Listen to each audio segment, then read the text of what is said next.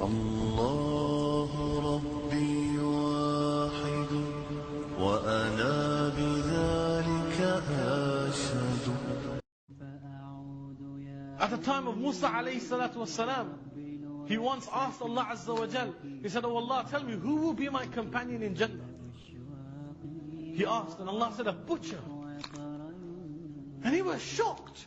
He goes, "A butcher? Why will a butcher be my companion in Jannah?" So he asked, "Oh Allah, tell me, where can I find this man?" So then he's instructed that this man is in such and such place. And he goes. Remember, this is the Nabi of Allah. He goes and he sees this man in his butcher's, and he's cutting meat. And Musa alayhi salatu wasalam just looks at him and thinks, okay, what's so special about this man?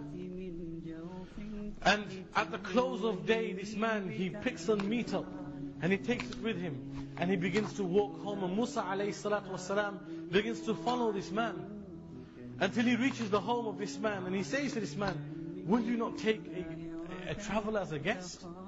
And the man says, "Oh, why not? Come in." So he takes Musa alayhi salatu wasalam into his home. And Musa alayhi salam starts to observe this man. And he sees that this man takes that meat that he's bought from the butchers and he begins to wash it and cut it. And after cutting it, he cooks it. And after cooking it, he places it on a plate. And from a high shelf in that room, he takes a basket. And he brings the basket down. He takes a damp cloth. And from within the basket, he takes out an old, frail lady. And he puts her in his arms as a baby would put, as a man or a woman would put a baby in their hands and their arms. And he begins to wipe this old, frail lady. And then he takes out the meat that he has cooked, puts it in his mouth in one narration. He chews it and then puts that into the mouth of this old lady.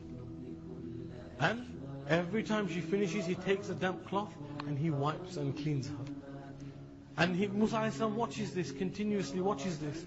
And then when he finishes, he cleans her, puts her back in the basket and puts the basket back up on the high shelf or place that it was originally. And then Musa alayhi salam, he saw two things. He saw that this man was attentive to her, and the fact that every time he would put a morsel in her mouth, she would whisper something. So he asked, he said, "What is this woman to you? What relation do you have to this woman?" And he says, "She's my mother."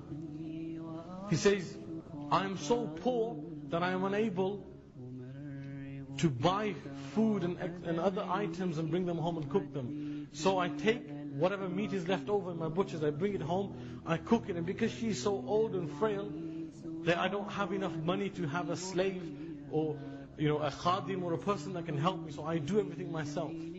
And he says, the Musa asks, "Okay, so what is it that she mumbles every time you put that morsel in her mouth?" He says, "She prays for me that, oh Allah, make my son the companion of Musa in Jannah." Subhanallah. And because of the dua of his mother, Allah had accepted it. And Musa ﷺ shows the power of the dua of the mother. And I ask you, how many times in your life have you disrespected your mother? And you know what, people give me excuses. You know what, she oppresses us. Or she doesn't understand.